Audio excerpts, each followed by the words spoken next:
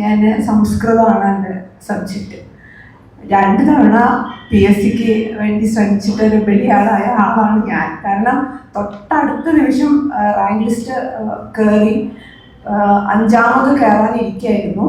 അങ്ങനെ നോക്കിയപ്പോൾ ജസ്റ്റ് അവർ പറഞ്ഞു 5ാമത് കയറാനിരിക്കുന്ന ആളാണ്, നമുക്ക് പോസ്റ്റ് ഇല്ല എന്ന് പറഞ്ഞു. അങ്ങനെ ഞങ്ങൾ പോസ്റ്റ് ഉണ്ടാക്കി. പാർട്ട് ടൈം ജൂനിയർ ലാംഗ്വേജ് ടീച്ചറായിരുന്നു. അങ്ങനെ പോസ്റ്റൊക്കെ ഉണ്ടാക്കി നമ്മളങ്ങനെ വെയിറ്റ് ചെയ്യണം. 2 വയസ്സിന് അടുത്ത ആഴ്ച വരും, അതിൻ്റെ അടുത്ത ആഴ്ച വരും, ജോലി കയറാം. അങ്ങനെ നല്ല സന്തോഷത്തിൽ ഇരിക്കുമ്പോൾ ആണ് പെട്ടെന്ന് അവർ പറയാണ്, DD ഓഫീസിൽ നിന്ന് വിളിച്ച് പറയണം, നമ്മൾ ലിസ്റ്റിൻ്റെ കാലാവധി ജൂൺ 19-ാം തീയതി അവസാനിച്ചിരിക്കുന്നു എന്ന് പറഞ്ഞു. അത് വലിയൊരു ഷോക്കായിപ്പോയി. അതേപോലെ തന്നെ HSA സംസ്കൃതത്തിൽ HSAൻ്റെ വെരിഫിക്കേഷന് വന്ന സമയത്ത് ഞാൻ നോക്കിയിട്ട് എനിക്ക് 82 മാർക്ക് ഉണ്ടായിരുന്നു. അപ്പോൾ ഉറപ്പാണ്, ഷുവറായിട്ട് എനിക്ക് HSA കിട്ടും, ഉറപ്പാണ്. അങ്ങനെ വെരിഫിക്കേഷൻ്റെ സമയത്ത് ഒരു സാർ വന്നോണ്ട് ലാസ്റ്റ് വെരിഫൈ എന്നുള്ള ഒരു ഐക്കൺ ഞെക്കിയാൽ മതി. അപ്പോഴാണ് അയാൾക്ക് വേറൊരു ഫോൺ വന്നത്. അപ്പോൾ അയാൾ അത് പറഞ്ഞിട്ട് എഴുന്നേറ്റ് പോയിട്ട് വേറൊരാളെ വിളിച്ച് ആ സ്ഥാനത്ത് ഇരുത്തി.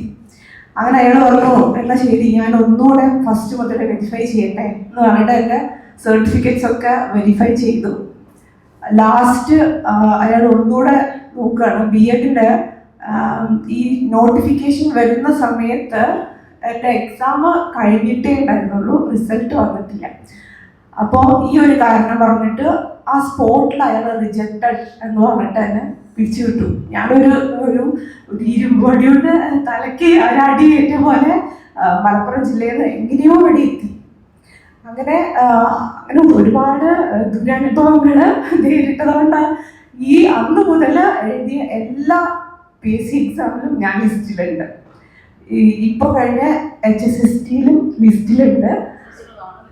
ലിസ്റ്റിലുണ്ട്. പക്ഷെ സാധ്യത കുറവാണ്, സപ്ലിമെൻ്ററി ലിസ്റ്റിലാണ്. അപ്പോൾ എന്നെ സംബന്ധിച്ചിടത്തോളം ലാസ്റ്റ് HSC ആണ്. അപ്പോൾ ഇതെനിക്ക് നേടണം.